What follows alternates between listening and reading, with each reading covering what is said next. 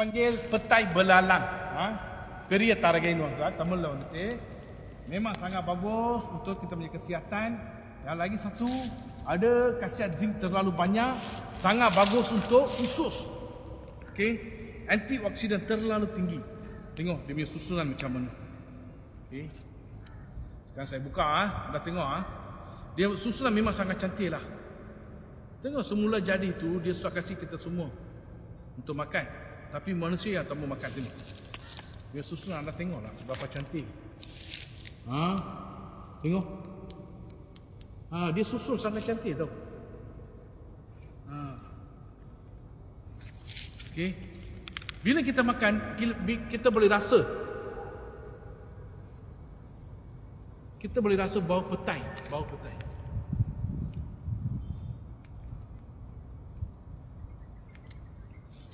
Bila anda makan, boleh rasa bau petai.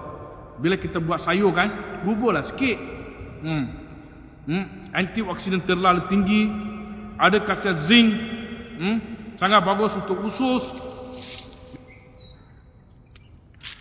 Kalau anda tak pernah makan, makanlah. Kita takkan mati, takkan jadi apa-apa. Ini benda ni boleh makan. Sadu bang? Ada sadu bang enggak?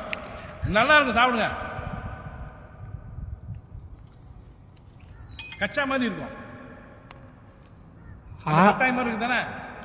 கோட்டு சாப்பிடும் அது எங்க ஊர்ல. இது கோட் ஆடு சாப்பிடுறது நிறையா சாப்பிடுவாங்க. அந்த ஆடு நம்ம சாப்பிடுறோம். Biasa kita nampak di jalan kan, suka kering. Kita biasa tak makan. Sangat bagus lah ni. Tengok. Petai belalang. Betul. Ini suka kering. Tengok. Ini besarnya. Tengok. Ini besar. Tadi saya ambil yang muda punya. Ini tengok. Yang besar.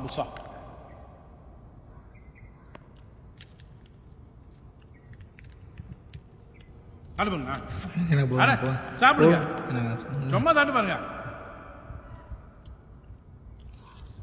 Ini lagi sedap. Sup muara ketan. Dekat Yellow Bag sudah ada.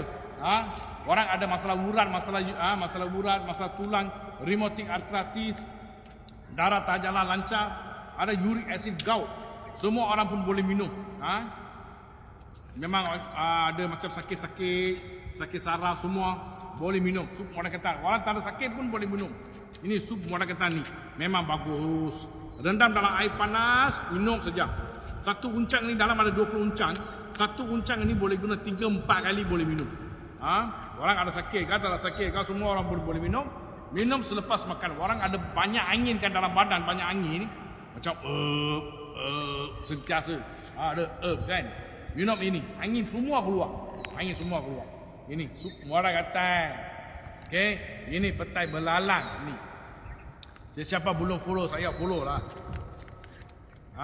Ini petai ni, kalau anda nampak ni kita ada nampak yang kering dekat pokok tu semua.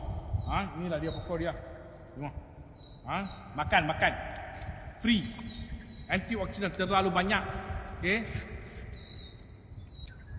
Orang ada kencing manis, makan kita punya air food. Lagi bagus. Kencing manis 20 tahun ke 30 tahun ke. Inilah. Kalau orang tak pernah makan, pergi makan. Jangan ingat ni makan ni kita akan mati, takkan matilah. Saya sudah makan banyak kali lah. Ini benda ni. Takkan jadi apa-apa. Ini manusia ni semua susah, cakap pun susah. Benda-benda baik semua tak mau makan. Pergi makan burger, hotdog,